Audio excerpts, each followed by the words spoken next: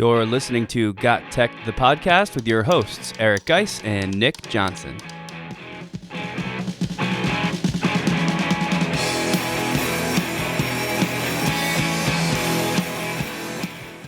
Welcome back to GotTechED, the podcast. This is episode 32, called The Ultimate Guide to Classroom Screencasting. In this episode, Guise and I explore the power of screencasting for student projects and teacher efficiency, taking a look at our favorite tools and project ideas. We also share some Chrome shortcuts that are sure to make your screen time more productive. Check it out.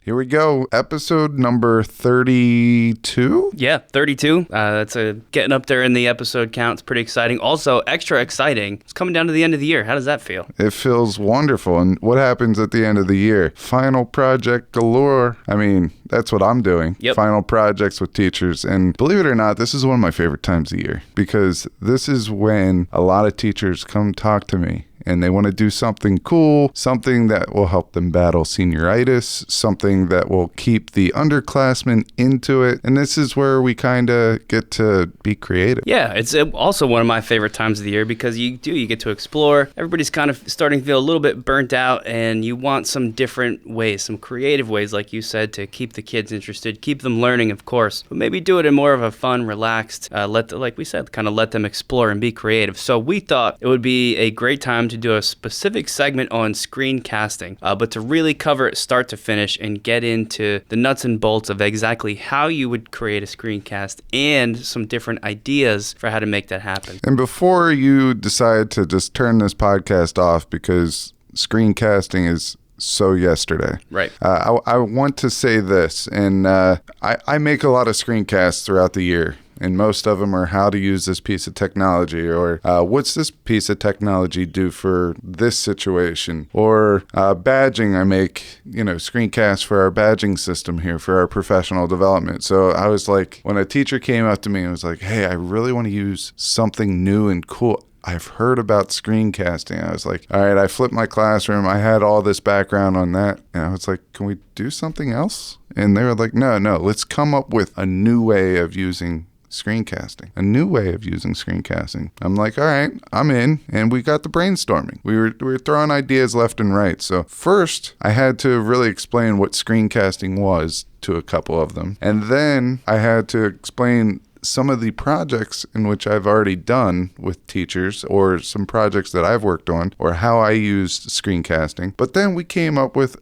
several other ideas. So we're going to include them all in this segment. Yeah, I think it's cool because it's a pretty simple thing, but you can expand on it in so many ways and take it so many directions. I think we've got some cool, hopefully new ideas for anybody who's listening. And just in case we do have some listeners maybe that are new to screencasting, it's a pretty simple concept. So let's just start with exactly what it is. Really just imagine your computer screen, and you can even do it on tablets or even a phone with the right app. But imagine your screen with literally anything that's on the screen. That's your cursor moving around. That could be a website, most commonly done while you're playing through or clicking through some slides like a Google Slides or PowerPoint, but literally you just record whatever's on your screen, and it turns it into a video format, with the benefit being you get to narrate as it's recording and manipulate things on the screen to go along with your narration. Really, it's just a simple way to make instructional or educational videos. So at simplest form, you have a presentation, you have some type of screencasting tool that usually is an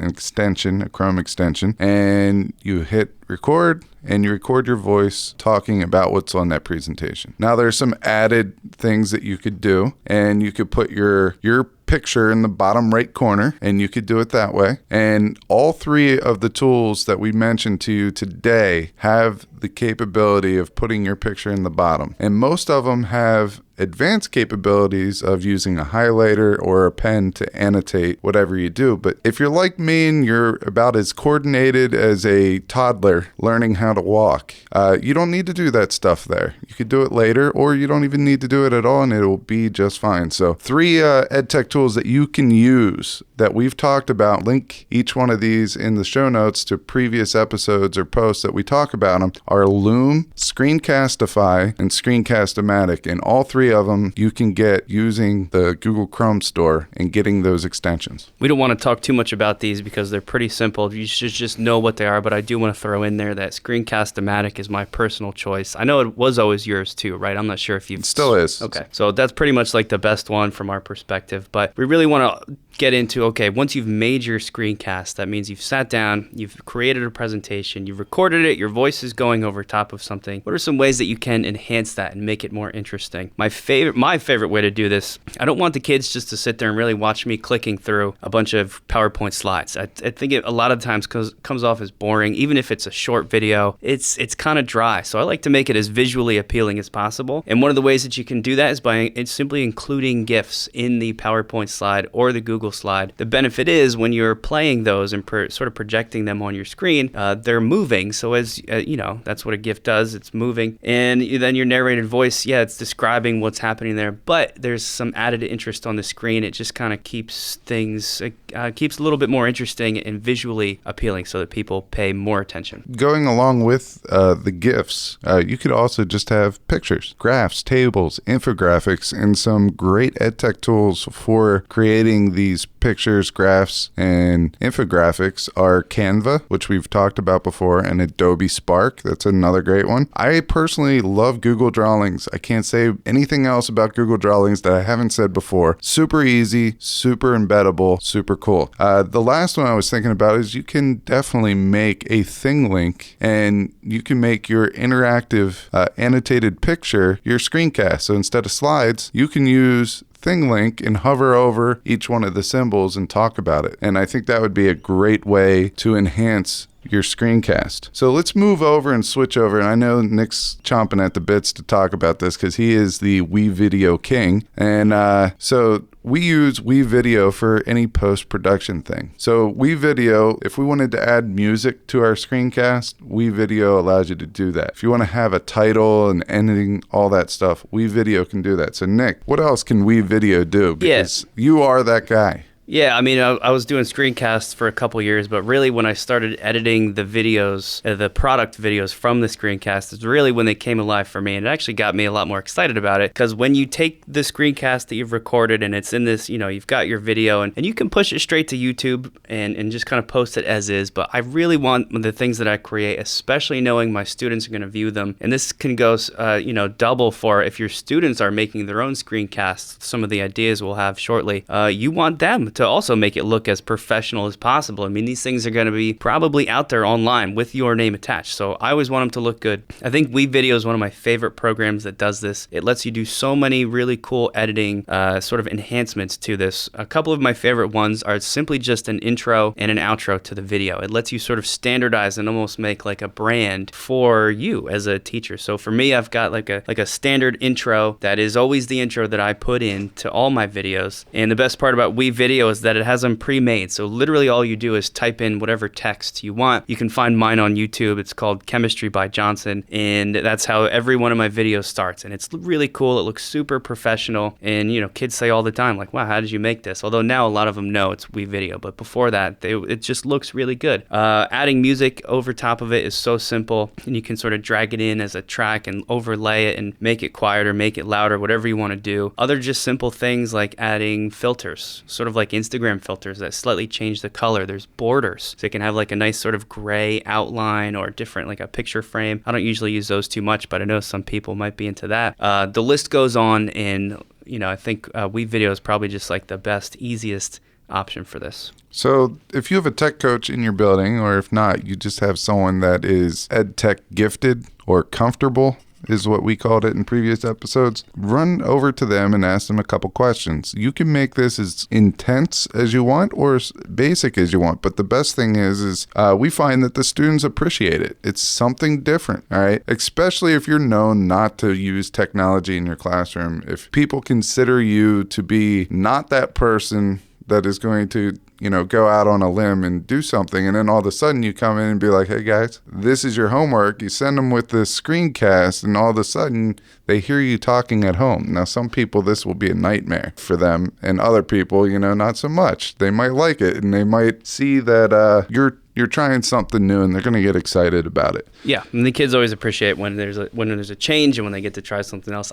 Just to add in, most of the kids these days, they really do prefer when they can sort of watch, as long as it's short, quick videos at home. That seems to be the preferred style because it just kind of opens up and makes things more flexible for them. And you mentioned something that they have to be short. And one of the rules that I've always gone by with Screencast is 1 minute per grade. For example, if you're in kindergarten, first grade, it would be 1 minute long. That before or after that, they're checking out. If you're in 10th grade, 10 minutes. And even that might be a little long, but I like to follow that rule. So if you're going to go over 10 minutes and your audience is 10th grade, break it up into 2 videos, 2 5-minute videos, 2 6-minute videos. So we talked about how in WeVideo you could publish to YouTube or to Google Drive. You could also do that straight from Loom, Screencastify, Screencast-O-Matic. So those 3 could be your one-stop shop in its basic form. Now, once you publish it to YouTube, you can go and you can get a free Edpuzzle account, and now you can start embedding questions in there. So if you have a screencast and you want to see what the students know about your screencast, you could use Edpuzzle. Stop it at points of your screencast and a question will pop up, and then you could keep track of their progress. Kind of like a formative assessment there. There's another platform called sophia.org that I used to use that I really like with YouTube videos as well, because the video and the question are both on the same screen. And for some reason, I haven't heard sophia.org in a while, and it's still one of my favorite ed tech tools that I've used. Yeah, Sophia was good, but you're right. I think it kind of fell off and got covered up by some other things. Let's actually move into what I think is going to be the most beneficial part of the segment, and that is what are some of the different ways that you can use this. And I'll start with just the most basic one, which is literally just what we have referred to so far as a screencast presentation. That means you've got a PowerPoint presentation, you click through the slides, and you narrate over top of it. Now, that can be really dry, but like with some of the editing and enhancements, GIFs, videos that you embed, you can really make even just a simple screencast presentation come alive. And think about this from the perspective of a student project. If you just tell the kids that their project is to create a screencast presentation, you might get some pretty good projects out of that, some good samples. But imagine if you give them some ideas, some resources, if you curate a collection of things that they can use. Give them some GIFs as an example. Give them some videos they can embed in their slides so that video is playing while they sort of record their voice over top of it, and sort of just give that creative spark to them. You may find that from those jumping off points, they bring in some really new and creative things for you. But that's kind of like the classic student project use of this, is just to have them make one of these screencasts. So how can we take this screencast that the student made and, just intensify it? What I mean by that, how can we use that screencast to enhance learning, more learning? All right, this is a great scaffolding project. If you get all of these screencasts, you can share them on one Google site, or you could put all the links onto a Google Doc. You could share a Google Doc, have them upload their link to their video, and then you could say, hey, you have to review 3 other people's projects and give them feedback. You have to review all 5 of the projects. So if you have 15 groups, let's say 10 groups. Sure. So 20 kids in a classroom, you have 10 groups and you only have 5 topic areas. If 5 kids do one project and the other 5 do a duplicate project, you have 2 big groups that you could separate and they can watch all 5. 5 screencasts is doable. Oh, yeah. And they can, maybe the students come up with questions that the other students have to answer. Or maybe there's a guided question that they have to answer. But it's a good way to use what the students are making and then use it again. And then if you want to use it a third time, have them make their own Kahoot or, GimKit or Quizlet or Quizzes or Quizalize. I'm just name dropping formative assessment tools. Were those all real, or did you make up some of those? Those are all real.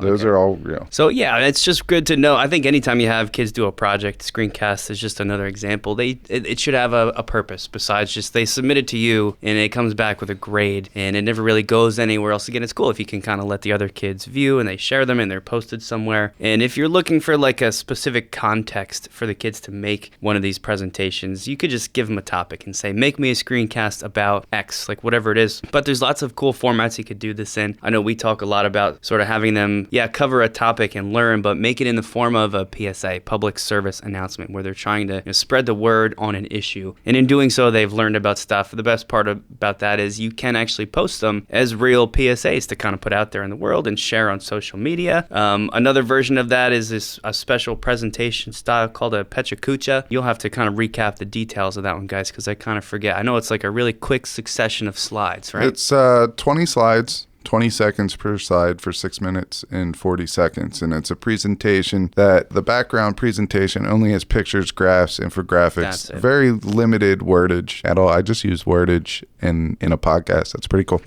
Anyway, so I do like Pechakuchas, but the PSAs are awesome, especially if you show them some examples on YouTube. Like you see all these videos that have the very influencing, impactful music in the background where there's a person just flipping cards with facts on it. I remember one that I just watched on cystic fibrosis because I have two friends, 2 different time periods of my life, but both of their kids have CF. So I was watching that because they're doing a fundraiser and that was their main, informational push out to everybody. And it's getting a lot of hits, but that's a way. Another thing I like to do is kind of like a mashup of audio, pictures, video, and text. I just saw a great one on YouTube about mental disorders. So the video would be like, a person acting out the stereotype of a person with bipolar disorder or schizophrenia or something like that. And they're just shedding light on all these mental illnesses. And,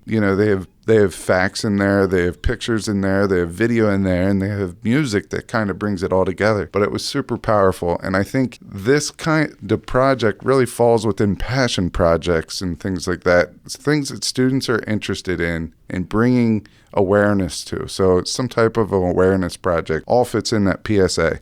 Let's flip this on its side a little bit and talk about teacher uses of Screencasts. And we talked about just the informational one, which is your flipped classroom. But Screencasts are awesome for providing directions and providing feedback. So how many times has a student come up to you and said, hey, can you repeat the directions to me, or I wasn't sure about this? Constantly. Well, if you have the directions on a video, all right, maybe it's just a link at the top of the digital worksheet that you're handing out, or it's on your website. It's still a screencast. It's still a screencast. You're throwing out the directions. You got the people that are better audio learners, so they're listening. And you got the people that like to see the directions on paper. You got both of them in video form. I like this a lot when I'm going to be absent. If I leave some kind of an assignment for my class, and especially if I know there's going to be parts where they're going to get confused. And usually at this point, I know what those portions are going to be. I can anticipate that. I'll usually embed like a little QR code on the paper assignment that I hand out.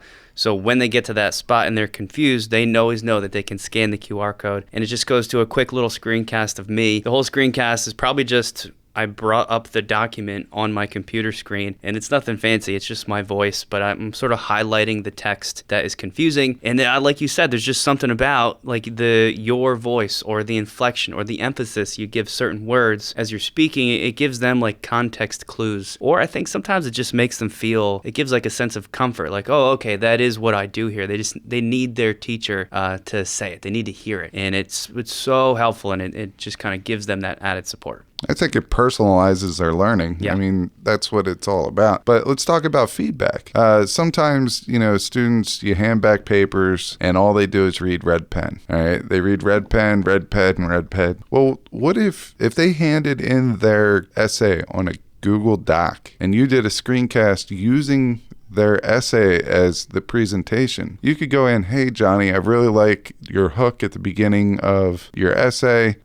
You went over the thesis statement. It was short, impactful. Great job. Now down here, you have to watch your sentence structure. And lastly, at the end, you want to make sure that you have a solid wrap up of everything that was stated in your paper. I think you're on the right track. This is a great rough draft. I look forward to seeing your final paper. And if there's anybody out there saying, are you listening to this and sort of saying like, what are you nuts? I'm supposed to make a whole video just to give this feedback with something like Screencast-O-Matic. And if we're giving feedback to kids, by the way, I'm not editing, right? I'm not trying to make it fancy. I just want them to hear me explain stuff. I bet you could pull up their document, hit record, and have that your video shared with them. What do you think, 10 clicks? I haven't mapped it out perfectly, but one button to start recording, then it's just you talking, one click to stop recording, another button to push it to Google Drive, and then once it's in your drive, you just share it with them. Super, super easy, and it might be one of the fastest ways actually to get feedback to a kid. Yeah, and if you use the highlighter tool. Yeah.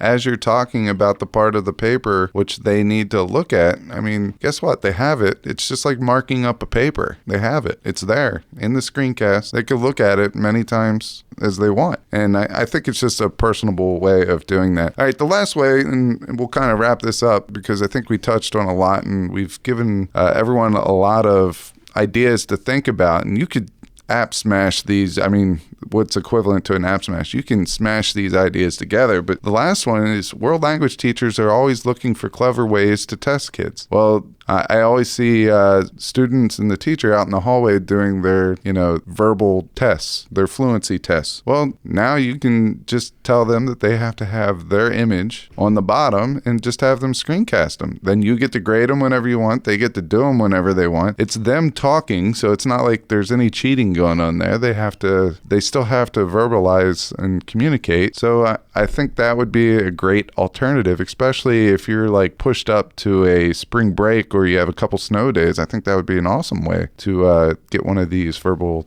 quizzes together. I even kind of built off that one time, just really quick with an article, because just like you have to practice your fluency with foreign languages, science sometimes is pretty complex. So there's a certain fluency to talking about science well. You could have kids read an article and screencast their explanation of that article back to you, and to do so they have to be well researched and well aware of the vocabulary to a degree that they can actually do that confidently. So even little things that might seem specific to, say, world language, you can branch off of that into so many different areas. So we've covered a lot of stuff, like I said, what screencasts are, some of our favorite tools to use them, ways to enhance them, and what was hopefully most helpful, some different project ideas. So go screencast something today.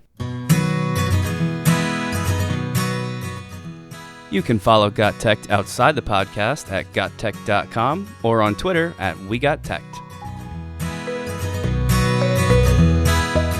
So I guess the theme for today is I'm having the opportunity to work with a lot of my colleagues on creative stuff, but I think sometimes we focus a lot on how much time it takes, that we need to kind of learn how to cheat as teachers a little bit. And what I'm talking about is there are these little shortcuts in Chrome that allow you to do things that would take you more time than what you want to spend on them. And Nick and I sat down, I guess early last week, I don't know. We were working on a project and he goes, "Oh man, I closed out, a tab by accident." I was like, "Oh, no problem." And then I hit a button, or a couple buttons, and he was like, whoa, what did you just do there? And I was like, don't worry about it. Well, this happens all the time because Guise, he's more the computer guy, really. I mean, I'm involved with stuff. It's kind of through him and just with my classroom, but he's the guy. So he gets to know all these fancy little tricks and shortcuts. And when I see him, even now as we're doing this segment, it always blows my mind because I don't use them as much as I should. And they would really save a bunch of time. So every time I look at these things, my mind is blown because I'm like, oh my God, I didn't know you could do that. This whole time I've been wasting, and it sounds silly, but like wasting time dragging my cursor up to the URL to highlight it, when there's a way you could kind of shortcut that in just seconds. Taken by itself, it doesn't save you more than,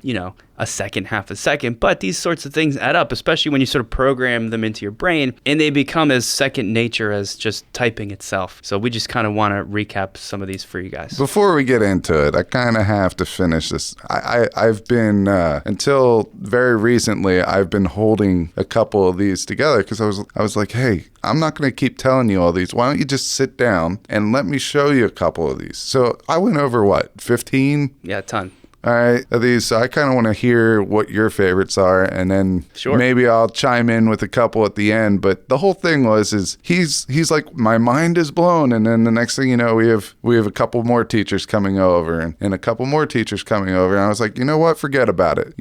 I'm gonna keep these to myself. Anyone that wants to come learn about these, let's sit down and have a conversation. So Nick was the last one to come to me out of the 4 teachers who were there. 3 immediately said, I have time now, and And he goes, "No, you're making too much of a production out of this. I'm just going to go to my corner." And then finally, after a couple of days, he came over. And Right. Well, Guise really just hoards these things because he doesn't want anybody else to use them, so he can be the most productive guy. But I've stolen some, and these are my favorite picks. One that I didn't know about is Control L. So if you're really new to this, it just means you hit the Control button and the L button at the same time. When you do that, it automatically puts your cursor up at the URL, like the address bar in your Chrome, your Google Chrome, and it highlights it automatically. So then you can do a quick Control C and copy it. I like this because I'm constantly sharing links with students, copy pasting links into a QR code generator to provide them with resources, and it's just like a much faster way if you can just do that in a second instead of having to sort of bring the mouse up there, click and drag. So Control L, that's a big one for me. keep going. All right. I like Control Shift N. Control Shift N all at the same time is really cool. This opens a new window, but it does it in a special mode, which I didn't even know was a thing. This is a very dangerous thing, but I think it could be useful. It's called, I'm not sure if its official name, but private mode, or what I like to call incognito mode, which just means that the Chrome is not collecting the browser history while you are in that mode. So if you want to be looking at something, I like to, if you're buying a gift, shopping on Amazon for, your kids or your wife or somebody else, and you don't want them to see that you've been there, it's a sort of a creative way to do that. These next two are kind of related. It's Control W. Another version of that is Control Shift W. Control W just closes whatever tab you're on immediately. I like this because if you've been listening for a while, you know that I like to keep my tabs to a minimum. At any time, if I have more than like 3 or 4 tabs, I start to get stressed out and weird. So I'm always closing tabs that I'm not like immediately using, and Control W is a quick way to close whatever tab you're on. Same thing with Control Shift W. It just closes the whole currently selected window that you're on. So that's pretty cool too. And then my last two favorites are Control with the page down button or Control with the page up button. And all those things do is kind of toggle back and forth. When you do have multiple tabs, the Control page down opens whatever tab is to the right of your current tab, and Control page up opens the one to the left. So it's an easy way to kind of switch back and forth, maybe to sort of get a quick view. If you are a person who has a whole bunch of tabs up, this kind of lets you slide between all of them really fast without sort of clicking on each one to see what you have up in those. So those are like probably my 6 favorites. I'm not sure. Do you feel like those are pretty good picks? Yeah, I think they're good, but I think you did 5. So I'm going to go ahead and I'm guessing that this is your 6th one. I'm not sure, but if you hit Control and number, so if you have 5 tabs up. That's right. Yeah.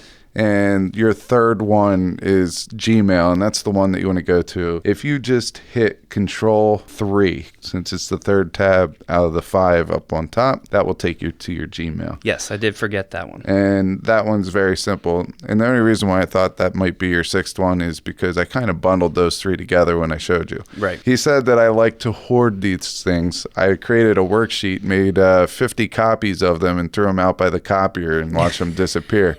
So I like to call myself a curator of resources. If you want to call me a hoarder, that's fine. Sure. All right, so let's go to the next one. And I really like to bookmark everything that I find interesting. And so in one of my bookmark folders, I just call it podcasters. And then any website that I like that has a podcast on it, I go to that website and I will hit Control D. And what that will do is bring up the bookmark page it will bookmark the page that's currently open. So I really enjoy that one. Another one is I download stuff, especially if I'm working in Canva or something along those lines where I'm downloading infographics that I've made or edited pictures or something like that. I'll hit Control J. And that will bring up everything that was recently downloaded within my Chrome browser. So that's another great one. Sometimes I need to clear my cookies or clear my cache, or I just want to clear my browsing data just to see if my slow computer is being slow because of all of that, or if it's because of my 159 extensions that I have downloaded and managed through Extensity. So that brings me up to another one. This is my favorite. I can't believe you didn't say it. All right, what's this one? Well, I kind of alluded to it earlier last week when you didn't have your stuff saved and you controlled you exited out of your tab. If you hit Control Shift T, Oh, that's Anything right. that you accidentally close will reappear. Yeah, this one I can never remember it. It bothers me so much because I do this all the time. Because I'm the tab, I want all my tabs gone, so I'm closing them. Sometimes I still needed them, and this just brings it right back up. If you remember, I always tell this story about how Nick and I shared a desk. Well, we each had our desk, but they were pushed together. And Nick every morning would come in and take his yardstick, and he would put it on the edge of his desk and kind of push all my stuff back. He uses his desk as a workspace because he taught in 1 or 2 classrooms. I taught in 4 or 5 classrooms in 3 different hallways, and I would just use mine as a storage locker where I could throw piles of stuff because I taught science, and a lot of times my cart was filled with science stuff. So I would just throw, all right, this is all my stuff for room 304. This is all my stuff for 301. This is my stuff for 214. But I call this his tab because he can't have more than 5 up. No. He starts getting antsy and squirrely. Yeah, so, dude, 5's too many. But yeah, that's a strong pick. I wish I'd got that. and that's why you use one tab to manage your tabs. I'm just going to throw that in there too. That's a bonus. My last one is the lazy man's way of entering URL addresses. So if we wanted to go to our GotTechED webpage, it's www.gottech.com. Yep. Shameless plug within our own podcast. I don't know how I really feel about that, but I already said it, so let's roll with it. I thought it was smooth. It was good. So up in your URL, because I am the lazy man, I'm going to type in GotTech without the www and without the .com. But after I type in GotTech, I'm just going to hit Control Enter, and it will automatically put www in the front of GotTech and .com at the end. So I think that's super cool. Whoa, I just tried it. That actually works. That's pretty awesome. Hey, if I'm lying, I'm dying. You know what I mean? That's funny. All right, so there's a bunch of our favorites. Check them out, and hopefully you can use these to increase your productivity while you're working on your computer. Until next time, you're listening to GotTech, the podcast, www.gottech.com, or you can follow us on Twitter @WeGotTech.